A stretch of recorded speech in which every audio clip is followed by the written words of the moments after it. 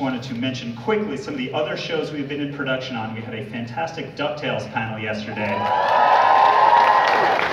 I recognize some of the folks on the line. I know you were there yesterday. We're just weeks away from the premiere of DuckTales on August 12th on Disney XD. We are super excited. And then coming in a few months, we have a new series based on the hit film Big Hero 6. 2014, that movie came out. It was a huge hit. It won an Oscar, and it brought Baymax to the world. And we're delighted to make a series with him and all the other characters. We want to give you a sneak peek of the main title from Big Hero 6, and then right after that, we will start our Tangled panel. Thank you. Hello, I am Baymax.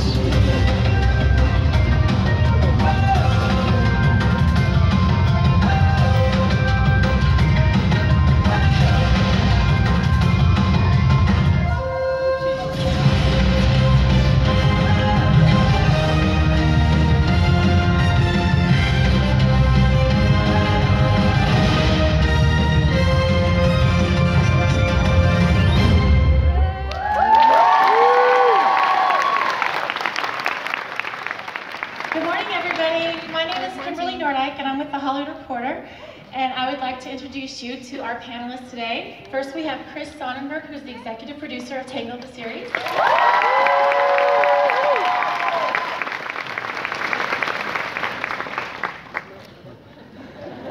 Again? Chris?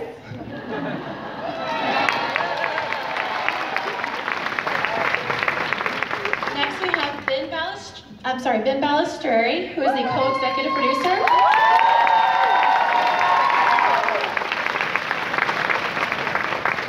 We have Jace Ricky, who is the head writer and co-producer.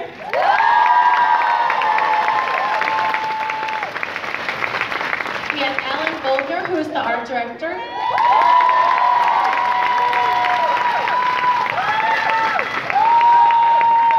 Jeremy Jordan, the voice of Varian.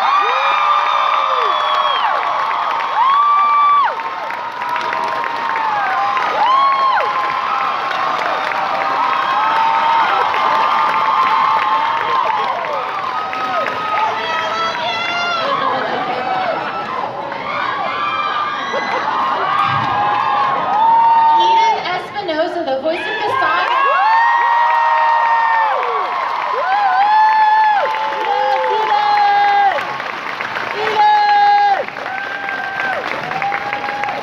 Zachary Levi, the voice of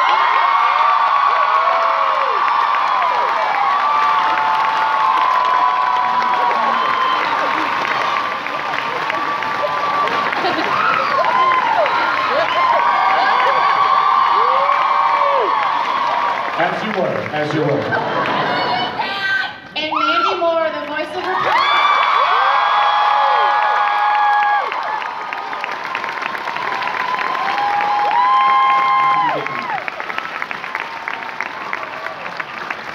Before we start the panel, I'd like to acknowledge that this is the first time we've had Jeremy, Eden, Zachary, and Mandy all in one place together.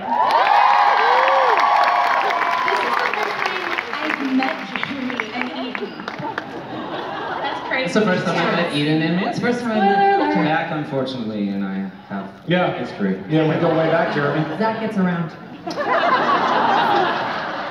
In good ways. I get a lot around in good ways. This is D23. Let's straighten it out. What's going on? Hi, Chris. We're so far apart. We just started. I'd actually like to start off by asking Chris a question. Tangled is one of the most popular films to come out of Disney in the past decade. What was it like to be given the torch to carry on this story? Well, it was super easy till right now when I got the pressure from this entire group of people. I was a huge fan of the movie to begin with, and knowing that there was such a huge loyal following of fans that were going to be invested in the characters as we went forward, it was a lot of pressure. And some of the big challenges immediately right out of the gate were the things that all of you people were really concerned about, which was like, how do we bring the hair back, and how, are we going to get the cast back together, and is Alan Menken going to be? So those were huge hurdles for myself and the creative team in the very beginning to not only kind of match the expectations, but then to take it beyond. Yeah, it was huge. Can you talk a little bit more how it came to fruition and a little bit about how the story fits in between the end of the feature film and the beginning of the Tangled After Hours short? Well, the first question that I asked myself and the guys, we were all together, was what made sense, what was the story that we wanted to tell that actually made the most sense in A, bringing the hair back, and where it would actually take place. And so once, you know, Zach had this great line at the end of the movie, Eugene has this great line where it says, after years and years of asking and asking, I finally said yes. You can do that later. But we said, hey, there's a little time there. Maybe, you know, he might be joking, but what if there was some time between the movie and when they actually get married? And that was the kind of the time, and that was the opportunity that we took to say, hey, there's more to these characters' stories, and certainly more to Rapunzel's story, that we can kind of grow both of them as characters and take the time to really grow them, not only out as characters, but give them depth and have a lot of opportunity for adventure and music and fun and action. It seemed like a really important time in people's lives. I have two daughters, 15 and 17, Ariana and Catalina. My daughter Ariana is the namesake of Queen Ariana. She's here today. And yes, give it up for Ariana. But having two daughters at home and an amazing wife at home, being able to talk to them about the experiences that they were going through, we thought that like between 18 and 22, you know, people's lives are really adventurous and really exciting, and you know, trying to find out what your career is and how to discover who your relationships are and your parents and finding out them, and that all seemed to be a perfect kind of time in these characters' lives to open up and have fun with. Mandy and Zachary, I'd like to ask you what it was like to step into these roles again and get to play with these characters that are so beloved all over again. Mandy. I mean, this was an opportunity we couldn't pass up. I think if we're being perfectly honest, Zach and I both had a little bit of trepidation venturing back into this territory just because... No. Well, initially we're like, where does the story go? How do we find ourselves back in these shoes? Or lack thereof. Or lack thereof. I'm super smart. But we were obviously convinced, and here we are. I mean, it was kind of a no-brainer, especially because I felt like we were really a team in making the decision together. It's like I wouldn't have done it if Zach didn't want to do it, and perhaps vice versa. No, I definitely would have done it without you. That's not true. That's not true. No, essentially what had happened was is that Chris and the team were hard at work in putting this thing together, but to your credit, to the entire team's credit, and to Disney's credit, you guys really, at least what they told us was, we don't want to do it unless we have you and Mandy. That's probably not true. It would have been a great show. Wouldn't have been as good.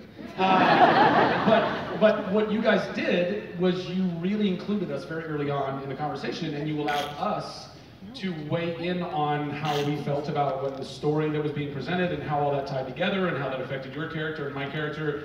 And you really listened to us and you collaborated with us on that. And that was very crucial for me, I think also for Mandy. And ultimately, you know, that's kind of shows a lot of respect and thought in that, you know, you guys were kind of the newcomers to the whole situation. We were the only two carryovers from the film and the creative team, because Nathan and Byron and everybody else who had directed the film and Vogelman, like, you know, all that team had moved on and, you know, winning Emmys and all those types of things. But ultimately, for us to be able to kind of weigh in and say, hey, these are our thoughts, this is what we love, this is what our concerns were, and you guys heard us and you adapted to that, and now we get to keep being Flynn and Rapunzel. Yeah, and I think otherwise, we sort of thought, well, that was the beginning and end of our story as, you know, Eugene and Rapunzel. So it's beautiful to see and hear, like, how their life sort of expands outside of what we know from the film and the short.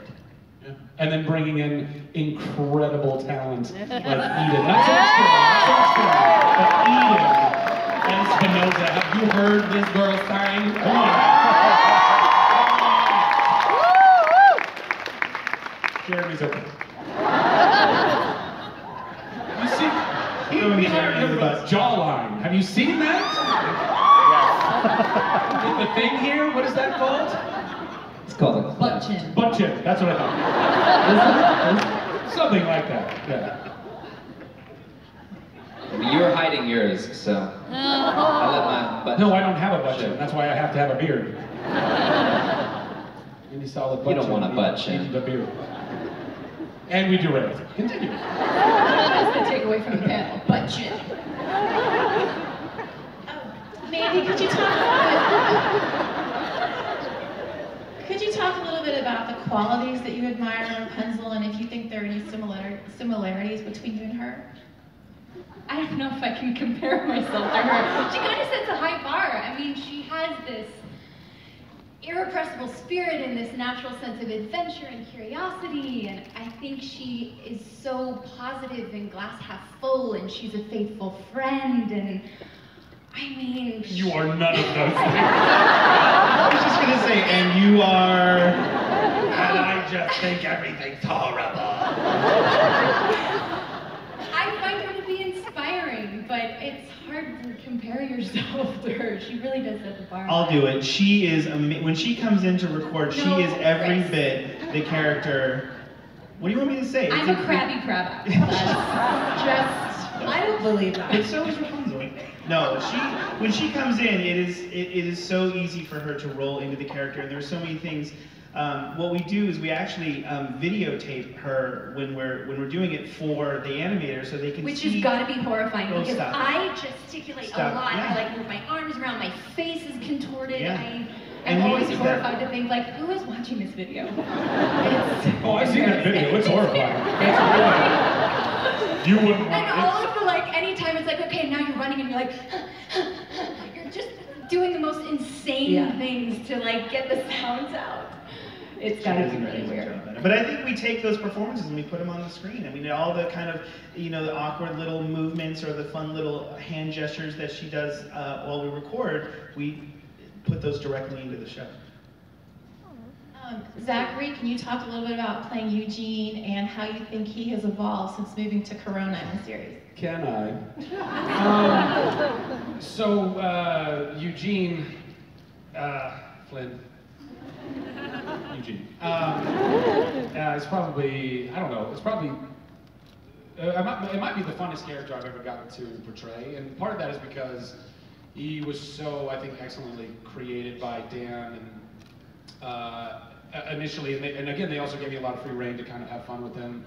But in this whole kind of vein of animation and getting to go and walk into a recording booth and not have to have showered, if that's what you chose, and I choose that a lot.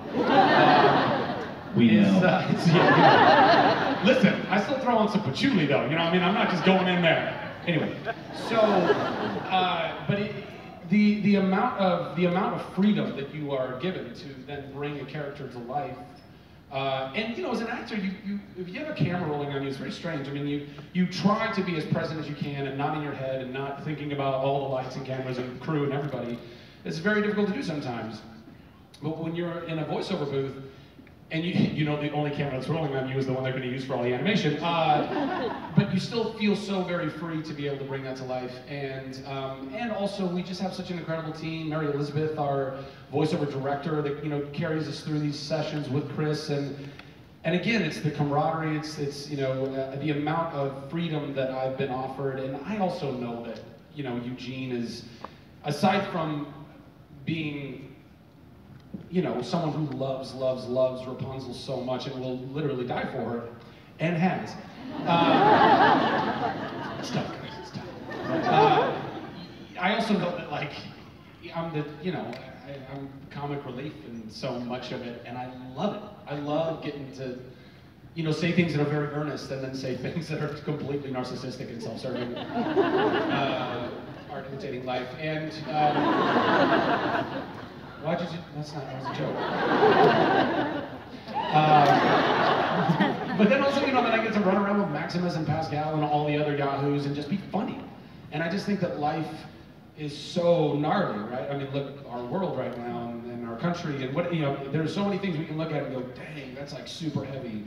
And to be able to play a character that just gets to make people laugh on a regular basis, whether they're children or the parents of the children that are watching Tangled. And, you know, I ran into Josh Gad yesterday, and he was talking to, he was with his kids, and he was like, man, we watch the series on the regular, and we love it so much, and it's so fun. And aside from the fact that I love that Olaf is talking about how much he likes the show, I love that adults and children, and this is what Disney has a tradition of doing, is creating entertainment that really is for everyone, because it speaks to the child in all of us. And I think that we were given such an incredible gift with the film, and now Chris and the team have continued that on. And so that's the best part of playing Flynn, is everything.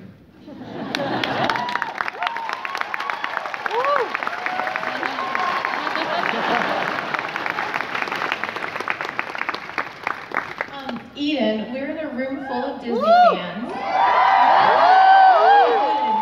But maybe not as big as you are. Can you talk a little bit about your Disney history and what playing the role of Cassandra means to you? Yeah, I grew up in Anaheim, and you know, I had family members who worked at the park. My uncle was a kid at the Kingdom back in the day. My second cousin still works at the park at entertainment. And so I grew up like coming to the park and going backstage, and the only thing I ever wanted to do was work at Disneyland and entertainment. And there we go, Pocahontas. And you know, I ended up doing that, and then I was like, I want to be the voice in the sky, and I was fortunate enough to be asked to record Magical, that played every summer for 5 years. And then the last one was like, I just want to voice a character for Disney. And you know, and I had auditioned for Rapunzel. But when I went to see the movie, I went to see it, and then I heard that Mandy Moore got it, and she doesn't know this because we just met today, but like I've been a huge fan of hers. That I'm missing you like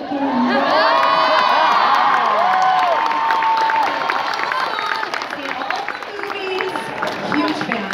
So when I found out that it was Mandy, I was like, oh my god, that's so perfect. You know, I auditioned for Frozen. We all know what happened with that one. Did y'all just hear that tongue click right now? So when this came along, and I've done a lot of voiceover work before, but when this came along, it was honestly the first audition experience or voiceover where I was actually my own voice, where I didn't have to like alter it at all. And so it was like really dream come true, but also full circle moment, just because I had auditioned for the movie, and now getting to be like a character in the series is just super cool. So I'm a total Disney nerd, Disney girl through and through. It's an honor and a privilege and nothing but a dream come true. Once I saw Eden's, there was a video of her that we had seen. Stream Prigmore. What? Are you going to show your screensaver? Oh yeah. Can you guys get a tight on that? This is my actual screensaver right now. Hold on. Can we get a shot of that? That is actually her as Pocahontas. It's me as Pocahontas. I love, this is my everything. Is Eden as Pocahontas. Pocahontas was the first movie I worked on, so working on Pocahontas and then working with her is some kind of circle. But when I heard Eden's voice and saw like a video that was on YouTube, the character of Cassandra had lived in kind of this huge idea for so long, but when I saw Eden sing, and that is her. Like the laser just went like exactly who she became solid in my mind when I saw that. It was very. What did that laser sound like again? It was a single beam of light. There was smoke came into the room. It was very dramatic. Laser magic. It's Disney. They have them installed in all the meeting rooms. Jeremy, this is your first time voicing an animated character.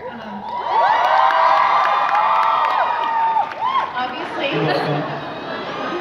You guys, he seriously doesn't like that. I'm not threatened at all. You should have seen it backstage when Jeremy walked out. He was like, all right, all right, all right.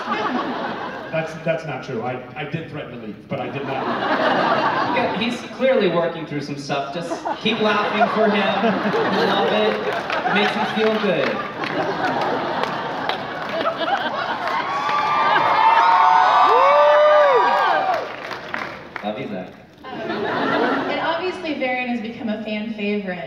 did you prepare for this role?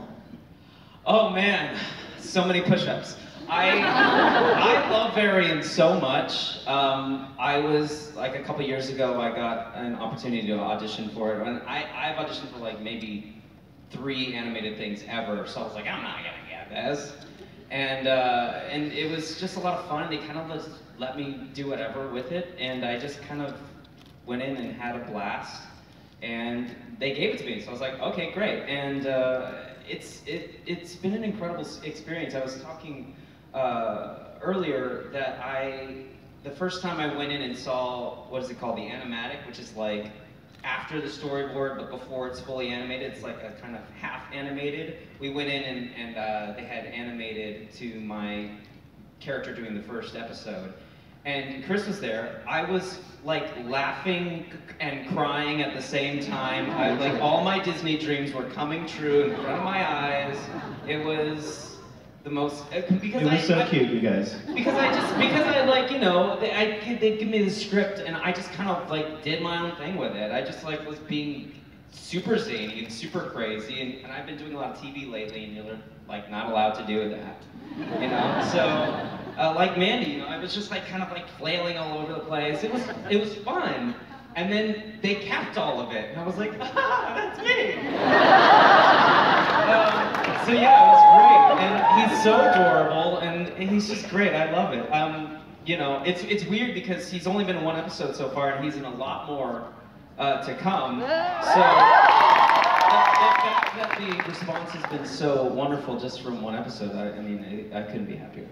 When I got home that night from the auditions, I didn't really, sorry guys, I didn't know who Jeremy Jordan was. I'm not a huge Newsies, you know.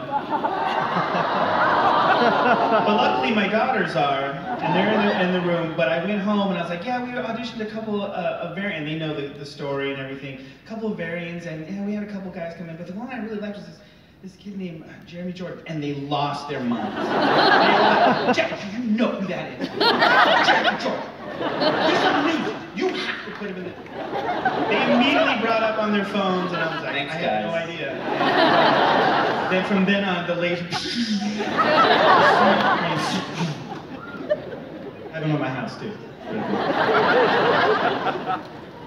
Ben, you've worked on a lot of sequels, and you've continued the story of a lot of beloved characters, including you worked on Little Mermaid 2, Cinderella 2, Lion King 1.5. Yeah! Can you speak a little bit about the process of that and what it was like taking Rapunzel's story and continuing that after the movie? Yeah, after all those sequels, I vowed never to do it again. and Chris, who's a good buddy of mine, I was at some other studios, and I came back, and my very first day back at Disney, I was working on a show called Wander Over Yonder, and I just hit step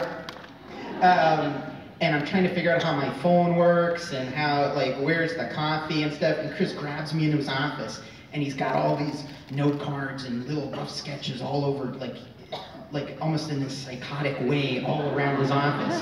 And I'm like half dazed going, Disney, what's going on? And he pitched me the whole thing. I mean, this guy, like, this ridiculous passion. And even then, I'm just like, oh my God. Like, this is legit. This is not your just everyday sequel. Like, I think, and you know, to attest to what Mandy and Zach were saying before, it's like, when you hear like where this is all going, and this is all planned out, like we know where it's gonna end. And once you hear the full thing, it gets you, man. Like, in a real way. And I was like, oh man, I got, you know, my time on Wander and I love it, and it's so good, but man, I'd love to be a part of that. And sure enough, the guy who helped co-create it with it, Shane Prigmore, who's just such a legend, luckily, he got booted out of the job. He got booted out to be like vice president of all Disney creation now, so he got this massive promotion, and they brought me in, luckily enough, to kind of help, hopefully, to try to fill his shoes and get this opportunity. And I mean, this series has been so unlike, you know, the other sequels and stuff. I had a good time and stuff, but this one is just the passion that's involved from everybody, from all the crew that are working on it, and just from your fans and stuff like that. That we read stuff online or, you know, see you here and stuff like that. Man, it's moving.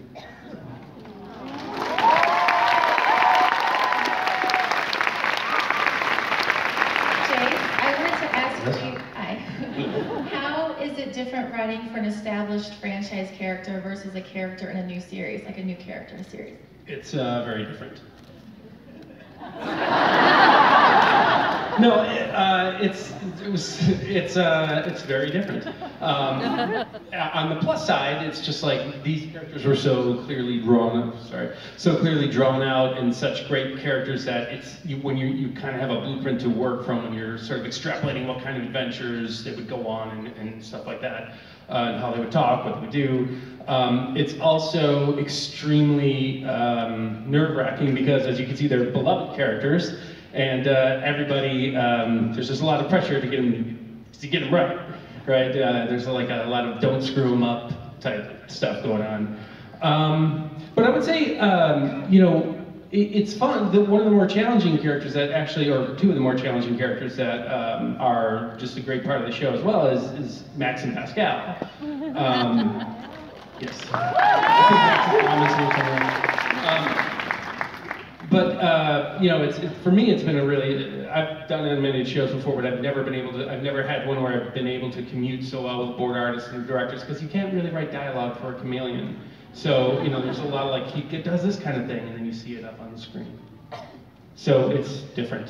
I stand by my initial response. It's a huge setup from Jace, but it's also a huge testament to our crew who takes that, our board crew. Yeah, absolutely.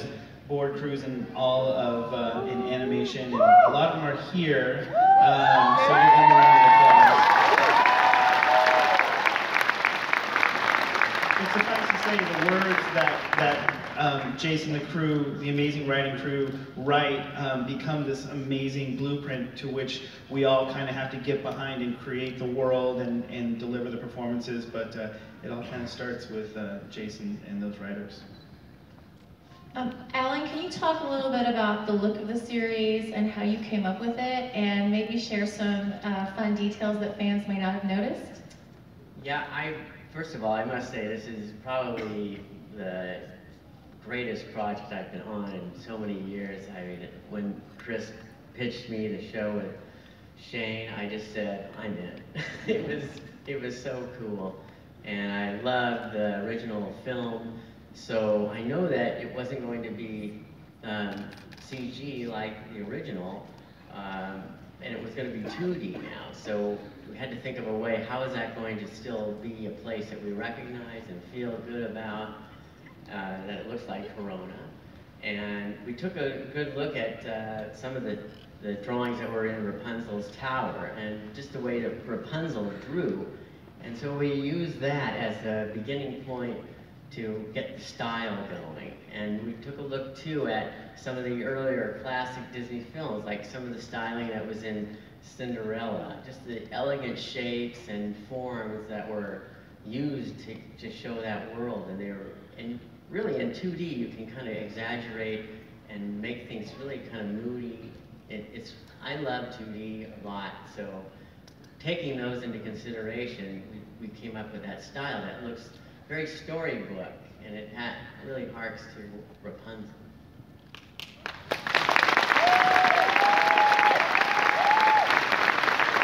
So the production team has actually put together a Meet the Crew video that gives you an inside look at where the series is brought to life. Can we please roll that video? Hey D23, welcome to the Tangled, the series production offices. Here's Ben. There's Ben, and say hi to Ben. Everybody say hi to Ben.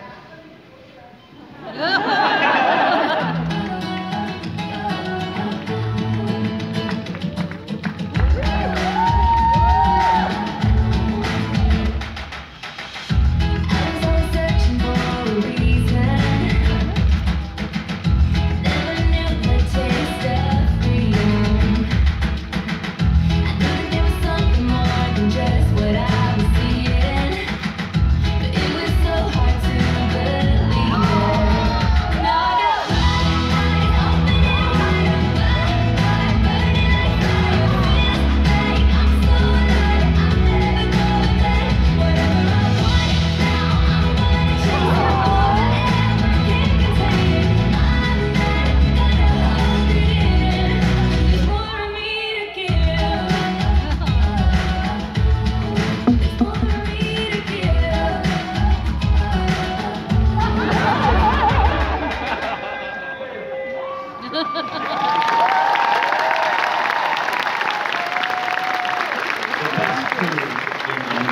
These guys have put in some ridiculous hours and just ridiculous passion to bring this show to life, and you just couldn't work with better people.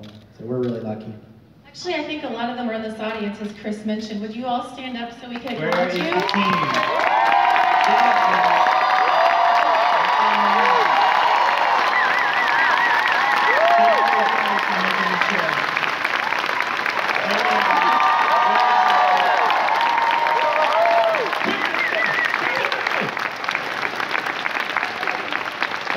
That was like the bright, light, happy Disney version of like the SNL opening credits where everybody's kind of like in a little vignette, you know? Chris Sonnenberg! Like it was that kind of a... Nobody? All right, fantastic. Drink my water now, thank you. We also want to share a quick animatic of an upcoming episode titled Pascal's Story that premieres in August. Chris, does this require any setup? It's a little sneaky peeky, guys, so don't tell anybody. This is all very secretive. So don't shoot it or tell any of your friends that you saw this. It's very secretive. But we're going to show you guys what's called an animatic. It's it takes our storyboards. Everything's very rough music, rough drawings, rough voiceovers and everything. So apologize for all of that. So when you see it, it'll all be finished up. But this is the opening sequence of an episode called Pascal's Story, and it is the very moment, you guys will all get to see the very moment where Pascal eat for the first time. And when he says rough, this isn't rough. These are amazing, amazing storyboards done by one of our directors, Tom Caulfield. This is gonna blow you away, and written by Ricky Roxburgh.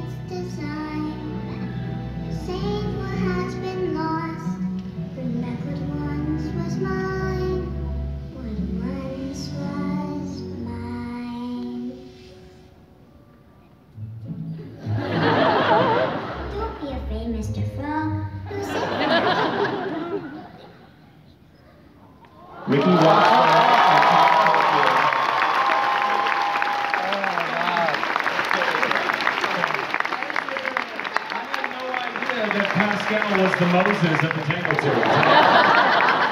No idea. I would have treated him so much better up to this point. Yeah, we don't mess around in this show, guys. Don't get used to anybody. This is the Game of Thrones. So. Red wedding, red wedding! Mandy, don't get comfortable.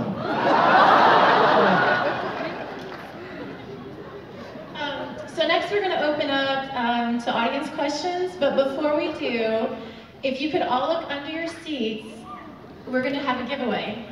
If you find a ticket under your seat, we have signed tote bags. And those of you that find a ticket, I think we want you to come toward the stage and one of the staff members will hand your bag to you.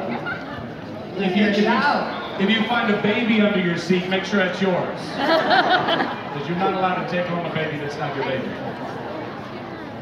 Did you find a baby under your seat? You didn't? Okay, good. That would be weird. I didn't. No. How many are there? Just kidding. There's none. Psych! I believe there are 3. You got one. Oh, I have one. You got 2. There's one back there too. So come on forward. Come forward, if you have one, bring it forward. Also, for those of you that have questions, I think someone's going to come through with a microphone. So, right back here. If you want to line up behind the microphone over here, that'd be great. Oh my God, that guy's running. Season 1, episode 2. I have a question. What's happening? Okay, go ahead. Thank you all for coming. I'm sure we're looking at a future group of Disney legends right here today. That's so very true. Your question's so For Eden and Steven, I think Cassandra is the most wonderful new character for this mythology. So great job on this character, and we've already learned so many amazing... Zach is so angry that you just said that. Cassandra? Cassandra. She just bosses you around so well. She can, Go ahead. Keep complimenting. We've learned so many interesting things about her already. Originally, she was an orphan. She was adopted. So how excited are you about this discovery process for continuing to peel back the layers of this character and, maybe learning her connections to other people in the future, like Mother Gothel. Wow. You just dropped He just walked away. Security, please escort this man out of the building. He just gobbled that and bounced. No, the cool thing is like, I mean, it was a little daunting at first just because I was such a fan of the movie, and Rapunzel and Eugene are such, a tight unit, and I was essentially not becoming a wedge between them, but I was like a third entity, and I was really hoping and wanting people to accept her as a character. So thank you for responding so well and accepting her and loving her as much as I do, because I'm obsessed with her. But I am excited, and she's one of the only characters where it's a mystery. We don't know where she's going to end up because she's not in the P.S. story. You have no idea where she comes from. But I'm more excited for you guys to find out, because I know a little bit, not everything, but this creative team, the integrity, the creativity, they're just so smart, and they have so much buy-in and investment, and you guys better buckle up and get ready. Red wedding! Hello, first of all, Jeremy, it's amazing to see you. You're amazing on Supergirl, so And second of all, my question really is, because I really loved on Tangled Before Ever After, you got to hear some really cool original songs that were really expertly sung by Mandy Moore, which, just happens, but it's very good. It's true. And so my question going around to that is, as the series progresses, are we going to hear more original songs like that, or was it only that one, opening video movie where we got to see it? We will do. So what we have happening is we have what are called tent poles, tentpole kind of mythology episodes that happen throughout the season. There's more to come, a beginning, kind of a mid-season tentpole, and a end of the season finale tentpole. And in each of those, there are a couple of songs from Alan Menken, and then we spread a couple other songs throughout the season as well. But having Alan Menken and Glenn Slater on board to write these songs has been a huge gift to the show. And yes, you will hear some amazing singing. Well, that's wonderful news. I look forward to hearing it. Yeah, you guys would love the stuff coming out.